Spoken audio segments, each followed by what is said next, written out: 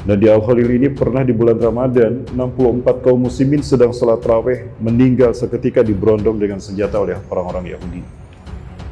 Ini Al-Khalil kembali bergejolak sekarang hari ini, dan anak-anak di sana diculik oleh mereka. Bapak Ibu yang dirahmati Allah Subhanahu wa taala, hari ini Zionis Yahudi sedang bergembira. Kenapa mereka sedang bergembira? Karena dalam keadaan lelah beliau melahirkan Nabi Isa alaihissalam, lalu malaikat Jibril datang menolongnya. Gerakanlah pohon kurma itu, wahai Maryam, maka dia akan berjatuhan kurma yang matang untuk kau makan. Mungkinkah kurma berbuah dan panen di musim salju? Di bulan Desember? Tidak, Bapak Ibu. Kemungkinan di bulan Agustus. Maka semuanya berkumpul dan sepakat untuk membunuh Isa bin Maryam. Bapak Ibu, cerita ini agak sensitif kalau didengar oleh orang Kristen.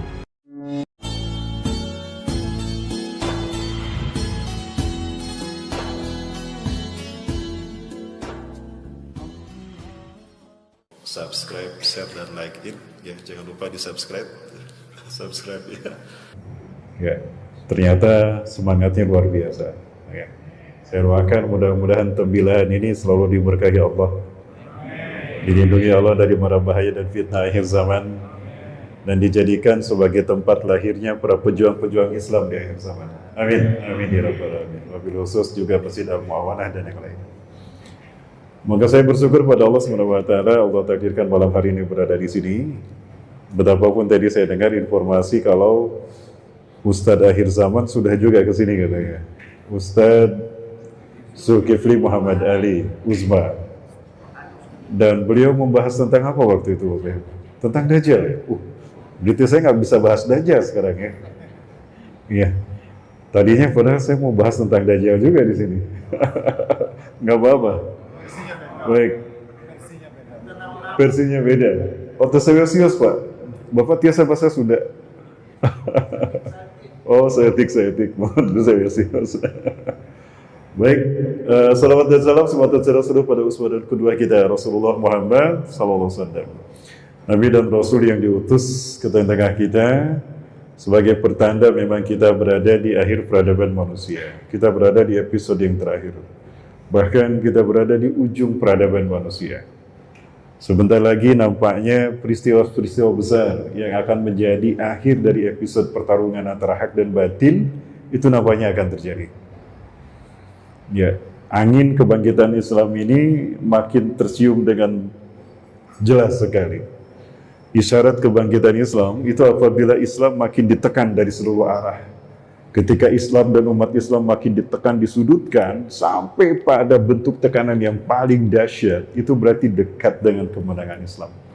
Karena pertolongan Allah selalu hadir di saat puncak ketawakilan kita pada Allah SWT.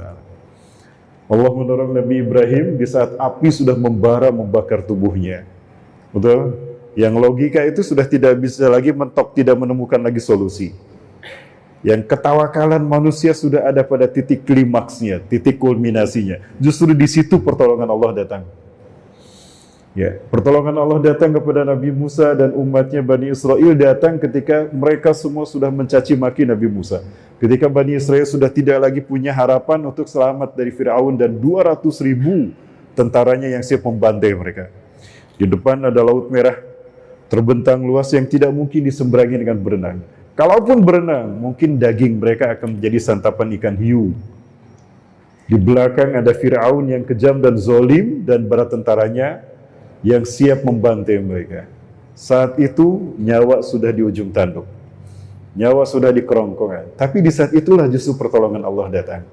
Nah, saat ini pula umat Islam nampaknya akan sampai pada titik kulminasi ujian dan fitnah yang sangat dahsyat.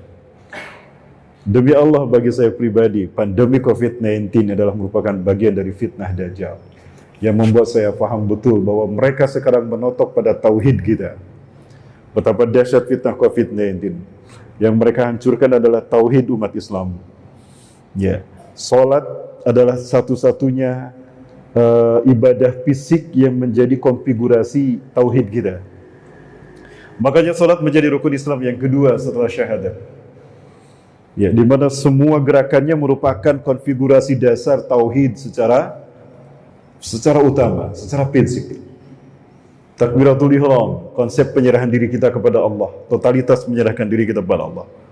Orang yang ditodong dengan senjata, dia menyerahkan diri dengan mengangkat senjata, betul? Begitulah makna takbiratul ihram. Totalitas kita menyerahkan diri kepada Allah. Dan kita ucapkan Allahu Akbar. Ya, sayang sekali waktu kita tidak banyak. Mungkin suatu saat kita khusus bahas tentang sholat. Ya. Saya butuh 2 jam untuk membahas tentang filosofi sholat dan kita kaitkan dengan ibadah haji. Ya. Maka dari itu, Bapak Ibu sekali lagi, ya, sholat menjadi rukun Islam yang kedua karena sholat menjadi ukuran benar tidaknya syahadat seseorang. Dia adalah ukuran benar tidaknya tauhid secara individual bagi seorang muslim. Jadi kalau ingin lihat kualitas tauhid dan syahadat seseorang, lihat saja sholatnya. Apabila sholatnya beres, beres tauhidnya. Tapi COVID-19 membuat sholat kita hancur. Betul? Masjid di lockdown sehingga kita tidak bisa sholat berjamaah. Begitu pula dengan ibadah haji. Ibadah haji adalah konfigurasi tauhid umat manusia, umat Islam secara global. Kita di waktu yang sama, seluruh umat Islam di seluruh dunia, umat manusia di seluruh dunia, mereka berkumpul di tempat yang sama, di waktu yang sama, di tempat yang sama, menyembah Tuhan yang sama, melakukan perbuatan yang sama, menyembah Tuhan yang sama, Allah Azza wa Jalla. Jadi itu konsep tauhid. Beda warna kulit, lintas bahasa, lintas budaya, berkumpul larut dalam satu ibadah yang sama. Itu tauhid. Wa inna hadhihi ummatukum ummatan wahidah. Tapi pandemi COVID-19 membuat kita tidak bisa melaksanakan tauhid secara global ini, ibadah haji dan umrah. Nah, jadi saya yakin COVID-19 ini bagian dari fitnah Dajjal. Bahkan nampaknya Dajjal berhasil untuk melakukan kontrol populasi. Dia ingin semua manusia tunduk dalam sistemnya. Nah sekarang ini, apa kita tidak sadar Bapak Ibu? Dikaitkan dengan teknologi, sinergi antara kecanggihan teknologi dengan 5G, ya, dengan sistem komunikasi gadget, maka kita terkontrol kemanapun kita pergi. Kita dikontrol oleh sistem yang sama di seluruh dunia, di mana semua terintegrasi. Aktivitas kita, mobilitas kita terintegrasi kepada sistem 5G dengan satu kode barcode. Kita checkpoint di mana-mana, maka data kita bisa terlacak. Maka dengan mudah dia mengendalikan dan mengetahui apa yang kita lakukan. Tidakkah kita sadar, Dajjal dengan kehebatan teknologi yang diciptakannya, mengontrol populasi umat manusia. Demi Allah, semua ini saya baca dimulai dari kisah tragedi WTC 11 September 2001, Bapak Ibu. Ya, itu merupakan ritual human sacrifices yang dulu dilakukan oleh suku Aztec di Meksiko untuk mengagungkan dewa matahari mereka yang bernama Viracocha.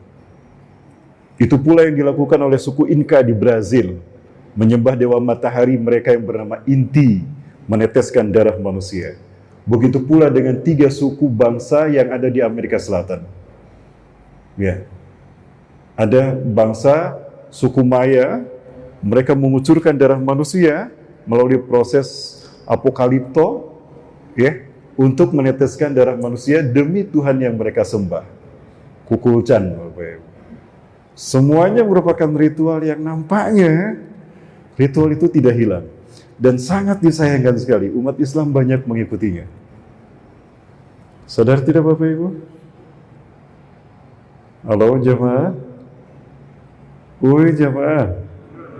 Pada kemana ini? Sepi banget ya. Ya saya hormati dan saya muliakan karena Allah, Bapak Ketua DKM beserta jajaran pengurus Masjid Al-Muawanah yang dirahmati Allah, dan juga para asati dan asatidah, hadirin kaum muslim dan muslimat rahimakumullah. Saya Rahmat Baikuni hadir dari Bandung, Jawa Barat bersama sahabat Latasan Peduli, satu NGO yang tadi sudah disampaikan, kita punya cita-cita berakhir di Palestina. Kita ingin menjadi bagian dari mereka yang disebutkan Rasulullah SAW sebagai sebaik-baik mukmin. Ya. Karena Rasulullah SAW mengatakan, Inna min khiyari ahlil ardi yawma idin ay fi akhir zaman alladina yuhajiruna ila biladi hijrati Ibrahim. Sesungguhnya sebaik-baik manusia di akhir zaman adalah mereka yang hijrah ke bumi hijrahnya Ibrahim alaihissalam. Bukan hanya hijrah, bisa hijrah tapi untuk berjuang. Ya, membebaskan bumi hijrahnya Nabi Ibrahim. Mana bumi hijrahnya Nabi Ibrahim? Palestina. Yang saat ini semakin mencekam. Saya mendengar tentara Israel kembali mengganggu dan menzolimi kaum muslimin yang ada di Al-Khalil, Hebron. Al-Khalil adalah gelar Nabi Ibrahim, itu berada di kota Hebron, satu provinsi yang berada di West Bank, tepi barat Palestina, yang kita sudah beberapa kali membawa jemaah ke sana. Mereka masuk ke masjid tanpa membuka sepatu. Dan di Al-Khalil ini pernah di bulan Ramadan, 64 kaum muslimin sedang salat tarawih meninggal seketika diberondong dengan senjata oleh orang-orang Yahudi. Ini Al-Khalil, kembali bergejolak sekarang hari ini, dan anak-anak di sana diculik oleh mereka. Entah kemana sekarang nasib mereka. Bapak Ibu yang mati SWT, itu semua menjadi sebuah isyarat bagi kita betapa Yahudi telah mendekati titik kehancuran mereka. Insya Allah Bapak Ibu. Yakin Zionis Yahudi akan hancur? Nah, yang jawab sedikit ini.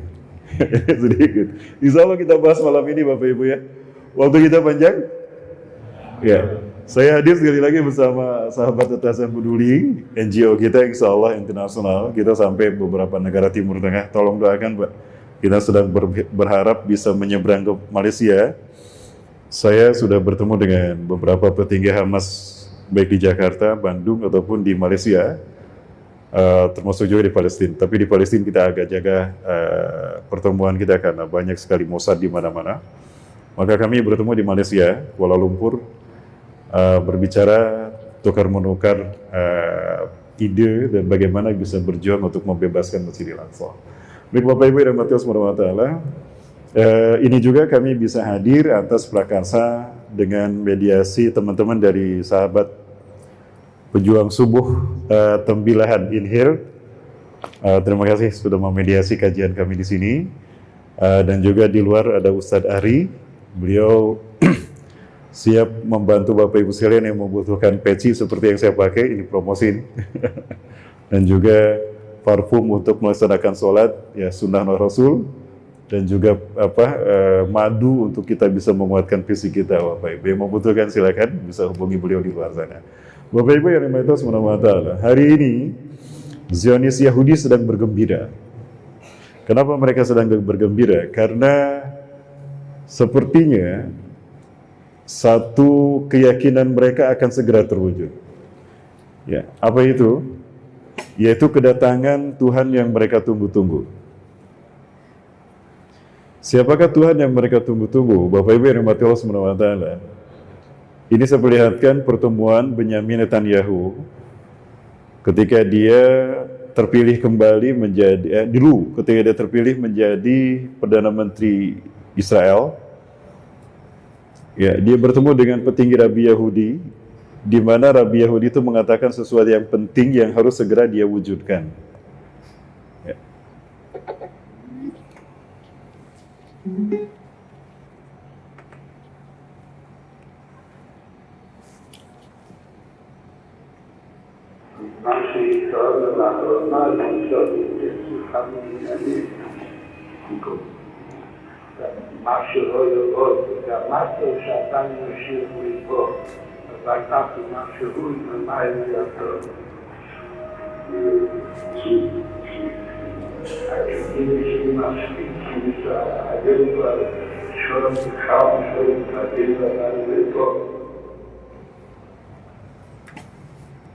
Itu yang terjadi Bapak sekalian Allah. Jadi mereka, Rabi-Rabi Yahudi meyakini bahwa kedatangan Mesaya itu harusnya sudah muncul.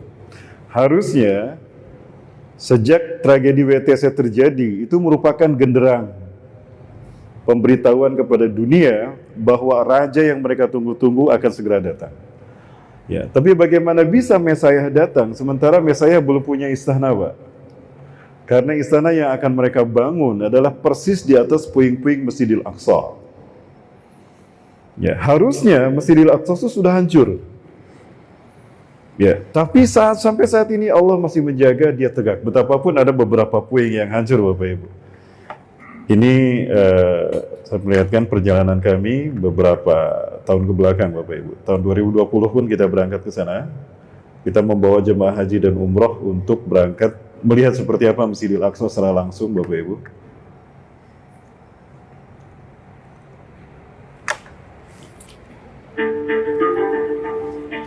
Ini perjalanan kami Februari Maret 2020 sebelum pandemi.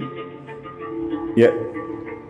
Jadi kami berada di Wadi Musa, tempat yang katanya konon Nabi Musa pernah kemari, karena memang di sini terdapat makom Nabi Musa alaihissalam. Walaupun nampaknya masih ikhtilaf di kalangan para ulama ahli sejarah, betulkah Nabi Musa pernah menginjakan kaki di sini? Karena setahu saya Nabi Musa tidak pernah berhasil masuk ke Palestina. Hanya jasadnya Allah dekatkan ke Palestina. Apakah jasad beliau ada di sini? Wallahu a'lam bishawab. Bapak Ibu akan mendapati wilayah Wadi Musa ini di Transjordania ketika Bapak Ibu akan melakukan perjalanan masuk ke Yerusalem ketika memasuki Al-Anbi Gate. Dan ini Masjidil Aqsa, satu areal seluas 14,4 hektar yang dulu berdiri dengan megah istana Nabi Daud dan Nabi Sulaiman alaihissalam. Banyak keutamaan yang Allah janjikan bagi mereka yang berkunjung berziarah ke masjid ini. Masjid Dam Abdurat, atau juga disebut dengan Masjid Qubatus Sahra. Disebut dengan Masjid Dam Abdurat karena di dalam masjid ini terdapat batu mi'raj yang dinaiki Rasulullah SAW naik ke langit melalui pintu lapis langit sampai ke Sidratul Muntaha, lalu menghadap Allah Azza wa Jalla dalam waktu yang lebih dalam jarak yang lebih dekat. Dan dari itu Rasulullah SAW dalam peristiwa Isra Mi'raj ini mendapatkan kewajiban salat 5 waktu. Masjid ini juga disebut dengan Qubatus Sahra. Disebut Qubatus Sahra karena masjid ini berkubah kuning emas. Di tempat inilah terjadinya pembongkaran kejahatan yang dilakukan oleh pendeta Sanhedrin. Pendeta Sanhedrin adalah pendeta Yahudi di zaman Nabi Zakaria yang mereka melakukan kejahatan besar terhadap kitab Allah Taurat. Yuharifuna al-kalima an mawadih. Mereka menghapuskan Taurat dari tempatnya. Thumma yaktubuna al-kitaba bi aydihim. Kemudian mereka menulis kitab itu dengan tangan mereka sendiri dengan ayat-ayat yang sesuai dengan yang mereka inginkan. Summa yaquluna hadza min indillah. Lalu mereka mengatakan ini datang dari Allah. Wa ma huwa min indillah. Mereka sebetulnya itu bukan ayat-ayat dari sisi Allah. Kemudian belakangan kitab yang mereka tulis baru sebagai gubahan dari Taurat itu mereka namakan Talmud, sehingga muncullah Yahudi Talmudian. Nah, peristiwa itu dibongkar oleh Nabi Isa alaihissalam persis di tempat ini, Bapak Ibu. Saat itu Nabi Isa baru berusia 7 tahun. Nabi Isa adalah putra Siti Maryam, di mana Siti Maryam dibesarkan oleh Nabi Zakaria. Nabi Zakaria adalah paman dari Siti Maryam. Nabi Zakaria adalah saudara dari ayah Siti Maryam. Ya, siapa? Imran, yang menjadi nama surat ketiga di dalam Al-Quran. Betul? Imran punya istri yang bernama Hanah binti Fakus. Hanah binti Fakus berharap melahirkan anak laki-laki, ternyata melahirkan anak seorang perempuan, yang kemudian diberi nama Maryam. Ini adalah mihrab Siti Maryam. Bapak Ibu bisa mendapatinya di area Al-Aqsa, itu bagian timur ujung selatan. Ada di pojok, persis di pojok di bawahnya. Itu di area Masjid Marwani. Ini saya perlihatkan area Masjid Marwani. Bapak Ibu yang bercita-cita ingin datang ke sana, mari silakan daftar. Kami biasa kajian langsung di titik para Nabi dan Rasul diutus, Bapak Ibu sekalian. Kita kajian di peristiwa yang disebutkan Al-Quran terjadi. Ini momen kami masuk ke Masjid Marwani, persis di bawah lantai Al-Aqsa sebelah timur sudut selatan. Nah, ini pintu masuknya.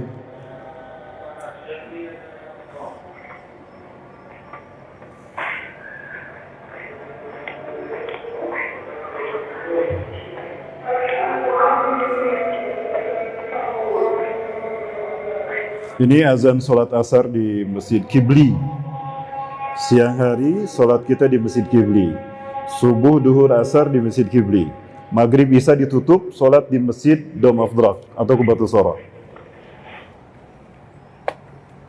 Di masjid inilah Rasulullah SAW mengimami 1.500 Nabi dan Rasul ketika peristiwa Isra Mi'raj. Ini ruangan Nabi Sulaiman. Di sini sering terdengar bangsa jin membaca Al-Quran.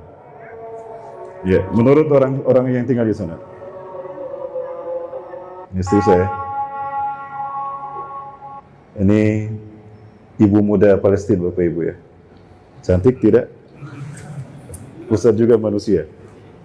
Mohon maaf Bapak Ibu, selingan. Terus bagian dalam luas sekali Masjid Marwani. Nah, ini adalah mihrab di mana Rasulullah berdiri menjadi imam salat 1.500 nabi dan rasul Bani Israel ketika peristiwa Isra Mi'raj. Rasulullah berdiri di situ. Nah, di sinilah Rasulullah bertemu dengan nabi dan rasul 1.500 nabi rasul Bani Israel. Sampai Rasulullah bercerita, kamu mirip Nabi Anu, kamu mirip Nabi Anu, kamu mirip Nabi Anu. Di sini pula Rasulullah bertemu dengan Nabi Zakaria alaihissalam dan Nabi Yahya. Ya. Ustaz, kok bertemu dengan Nabi? Bukankah mereka telah meninggal dunia? Loh, kata siapa mereka meninggal dunia? Bapak yakin para Nabi sudah meninggal? Lalu bagaimana dengan firman Allah? Di dalam Quran surat Ali Imran, ayat 169, 170, 171 Allah berfirman, A'udzubillahi minasyaitonirrajim. وَلَا تَحْسَبَنَّ الَّذِينَ قُتِلُوا فِي سَبِيلِ اللَّهِ أَمْوَاتًا بَلْ أَحْيَاءٌ عِندَ رَبِّهِمْ يُرْزَقُونَ. Jangan kamu kira orang yang mati di jalan Allah itu mati. Bal ahya'un 'inda rabbihim. Mereka hidup di sisi Allah. Yurzakun, dan mereka diberikan rezeki. Ketika peristiwa Isra Mi'raj terjadi, mereka minta izin kepada Allah untuk hadir kembali ke alam dunia. Allah izinkan mereka hadir kepada Rasulullah. Buktinya mereka menjadi makmum. Apakah yang Rasulullah imami itu adalah hantu arwah para nabi dan rasul? Tidak. Allah izinkan mereka hadir di Masjidil Aqsa. Itu kuasa Allah kok. Dan kuasa Allah unlimited. Tidak terbatas. Hanya pindah alam. Allah izinkan kembali bisa hadir. Betul Bapak Ibu? Jamaah yakin? Bapak Ibu, bisa diikuti? Bu, bisa diikuti Bu? Suara saya jelas Bu? Wajah saya jelas Bu? Terima kasih Bu. Baik Ibu-Ibu yang rahmati Allah Subhanahu wa Ta'ala, ini saya perlihatkan mihrab Siti Maryam pada Bapak Ibu sekalian. Ini kunjungan saya 2018 Bapak Ibu ya, bersama jamaah Abu Tur. Kita saat itu kerjasama dengan Travel Abu Tur.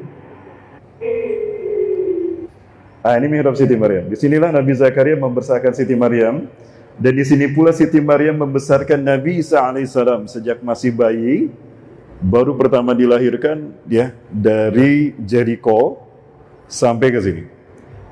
Jericho, Yerusalem itu kurang lebih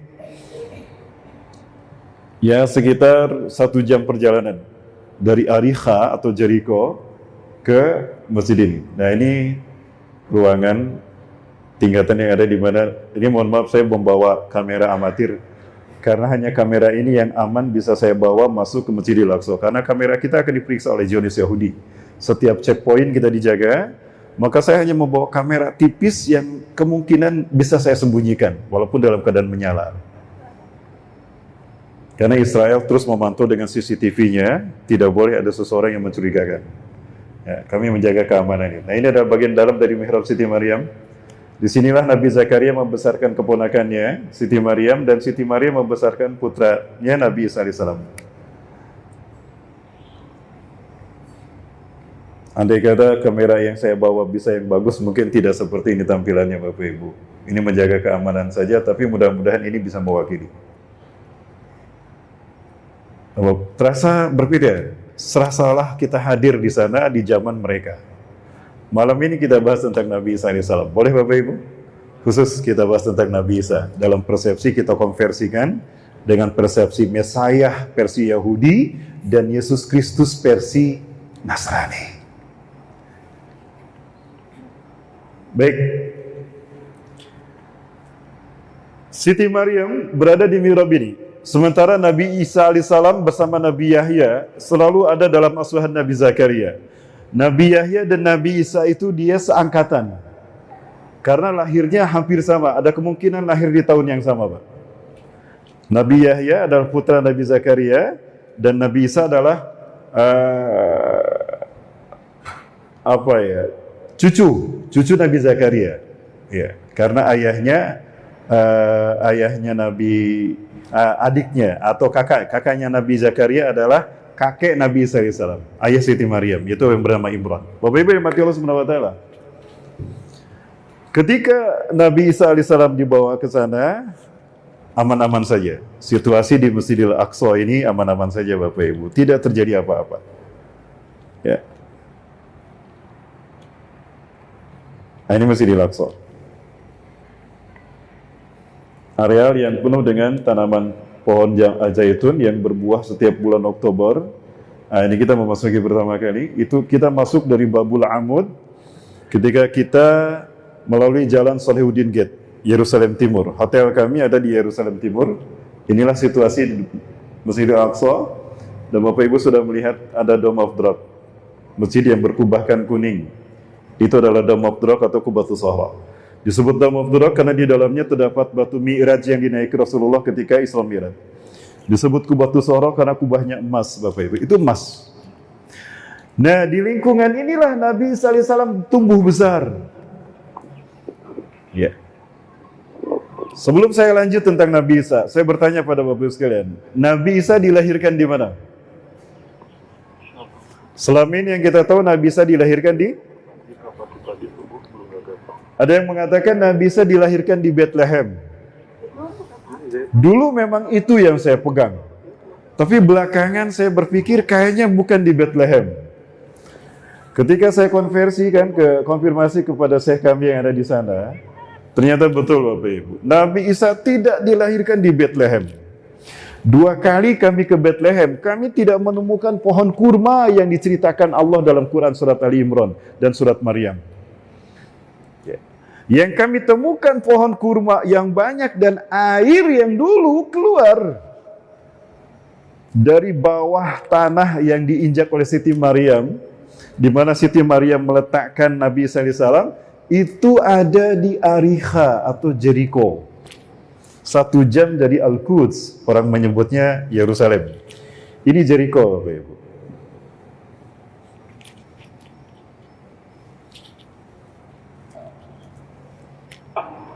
Nah, ini Jericho. Bukit yang Bapak Ibu lihat ini adalah bukit Mount Temptation versi orang-orang sana. Mereka meyakini Nabi Isa pernah bertapa di sini selama 40 hari 40 malam. Ini versi orang-orang Kristen yang saya dengar ketika mereka ceramah di sini. Nah, di sana ada gua-gua yang saya yakin disitulah Nabi. Nah, ini gua Bapak Ibu. Ini gua juga. Disinilah Nabi Isa AS bersama Hawariyun bersembunyi ketika dikejar-kejar oleh Raja Herodes yang saat itu menjadi Raja Romawi yang menguasai ini. Raja dunia. Romawi saat itu menguasainya. Nah, Bapak Ibu yang dirahmati Allah Subhanahu wa taala, di Jericho inilah terdapatnya pohon kurma. Ini tempat kami makan siang, Havana Temptation. Di sinilah terdapatnya pohon kurma yang saya yakin Siti Maryam melahirkan Nabi Isa di sini. Bukan di Bethlehem. Ya. Mungkin versi kami berbeda. Nah, tempat yang Bapak Ibu lihat itu, di sini tidak boleh didirikan bangunan, dan di sini, di luar sini, ini nggak ada bangunan. Karena diyakini di sinilah Isa alaihissalam diangkat ke langit. Ceritanya nanti kita sampaikan, kita bahas. Nah, ini Bapak Ibu lihat pohon kurmanya masih ada sampai sekarang. Airnya pun barusan masih ada. Maka keyakinan kuat kami, Nabi Isa AS dilahirkan di sini, bukan di Bethlehem. Bethlehem itu orang Yahudi menyebutnya demikian. Bahasa Arabnya Baitul Laham. Kalau bahasa kerennya rumah bersalin. Bahasa Arabnya Baitul Laham. Kalau bahasa Malaysianya apa? Rumah sakit korban laki-laki. Itu bahasa Malaysianya Bapak Ibu. Jahat ya laki-laki ya. Klinik bersalin, bahasa Malaysia rumah sakit korban laki-laki. Nah, kemudian saya yakin Nabi Isa tidak dilahirkan di bulan Desember. Di bulan Desember, apalagi tanggal 25 akhir Desember, itu cenderung turun salju Bapak Ibu. Di dalam Bible Lukas dikatakan, ketika Maria melahirkan Yesus Kristus, saat itu para pengembala kambing sedang berada di padang rumput mengembalakan kambing mereka di malam hari. Pertanyaannya, mungkinkah di musim Desember yang turun salju, para pengembala kambing mengembalakan kambingnya di padang rumput? Di musim salju, tidak mungkin. Ini kontradiksi doktrin Natal 25 Desember sebagai kelahiran Yesus Kristus dengan Bible Lukas sendiri. Atau dalam Bible Matius. Dikatakan ketika Yesus lahir, 3 raja Majusi berjalan mencari di mana rumah tempat di Maria melahirkan Yesus Kristus. Ketika itu malam yang cerah memperlihatkan bintang berekor mengarah ke satu rumah, maka diyakini rumah itulah tempat di mana mereka berada. Maka 3 pendeta Majusi ini segera masuk ke tempat di mana Maryam berada, dan betullah Maryam telah menggendong Yesus yang telah dilahirkan. Di dalam Bible Matius itu dikatakan langit cerah sehingga bintang berekor terlihat. Pertanyaannya, di musim salju yang sering digambarkan sebagai perayaan Natal, mungkinkah di musim salju langit cerah sehingga bintang terlihat dengan jelas? Ini doktrin yang bertentangan antara Bible Matius, Lukas dengan doktrin 25 Desember. Lalu kapan Nabi Isa dilahirkan? Saya yakin Nabi Isa dilahirkan pada musim atau pada bulan di mana buah kurma berbuah dengan lebat. Bukankah Siti Maryam pergi ke pohon kurma, bersandar ke pohon kurma, dalam keadaan lelah beliau melahirkan Nabi Isa AS, lalu malaikat Jibril datang menolongnya. Gerakkanlah pohon kurma itu, wahai Maryam, maka dia akan berjatuhan kurma yang matang untuk kau makan. Mungkinkah kurma berbuah dan panen di musim salju? Di bulan Desember? Tidak, Bapak Ibu. Kemungkinan di bulan Agustus. Kemungkinan di bulan Agustus, Bapak Ibu. Ya, baik Bapak Ibu yang dirahmati Allah SWT, dan kemungkinannya di sini Nabi Isa dilahirkan. Baik Bapak Ibu yang dirahmati Allah, kembali kepada yang tadi. Ya. Nah, ketika Nabi Zakaria membawa Nabi Isa AS ke wilayah ini, suatu hari para pendeta Sanhedrin mereka sepakat merubah Taurat dengan tangan mereka. Kebiasaan ini lama tidak terbongkar. Bahkan Nabi Zakaria sendiri tidak menyadari kalau para pendeta Sanhedrin yang tinggal di Masjidil Aqsa ini, mereka merubah Taurat yang Allah wahyukan pada Nabi Musa. Saat itu Nabi Isa masih kecil. Ketika mereka membacakan Talmud atau Taurat yang mereka baru diubah, Nabi Isa mendengarkan. Saat itu Nabi Isa masih berusia 7 tahun. Ya, Nabi Isa berusia 7 tahun. Nabi Isa mendengarkan, loh, mereka bilang Taurat, tapi Taurat tidak begitu. Celaka kalian, kalian telah merubah Taurat dari tempatnya. Itu Nabi Isa masih 7 tahun, Bapak Ibu, masih kecil. Kurang lebih sekitar itu. Maka kemudian Nabi Isa naik ke atas meja, tolak pinggang dan menunjuk kepada pendeta Sanhedrin. Wailun lakum, innakum tuharifuna al-kalima amma wadih. Celaka kalian, kalian telah merubah Taurat dari tempatnya. Ikhlaq qaulakum, jaga, cabut kata-kata kalian. Taurat tidak seperti itu. Kaget para pendeta Sanhedrin. Bertahun-tahun, berpuluh-puluh tahun kebiasaan mereka memasukkan Taurat tidak terbongkar. Saat itu yang membongkar, pertama kali dibongkar oleh anak kecil yang berusia 7 tahun. Siapa? Nabi Isa alaihissalam. Itulah kenapa Allah selain mewahyukan Taurat, mewahyukan Injil kepada Nabi Isa, Allah juga mewahyukan Taurat, mengilhamkan Taurat kepada Nabi Isa. Tujuannya agar Nabi Isa meluruskan Taurat yang telah dirubah oleh para pendeta Sanhedrin. Itu Bapak Ibu yang dirahmati Allah. Nah, maka para pendeta Sanhedrin merah mukanya. Oh iya nak, betul nak. Terima kasih nak, engkau telah mengingatkan. Kami telah lupa dengan Taurat. Saking lamanya kami mempelajari Taurat. Ya. Setiap kali pendeta Sanhedrin ceramah, setiap kali itu pula dibantah oleh Nabi Isa alaihi salam. Kira-kira jengkel tidak? Dongkol tidak hati para pendeta Sanhedrin? Dongkol, ini anak kurang ajar katanya. Kalau dia dibiarkan lama-lama ketahuan kejahatan kita. Kita telah membongkar dan memalsukan Taurat menjadi Talmud dengan tangan-tangan kita. Dan kita berbohong mengatakan ini Taurat padahal bukan. Maka semuanya berkumpul dan sepakat untuk membunuh Isa bin Maryam. Bapak Ibu, cerita ini agak sensitif kalau didengar oleh orang Kristen.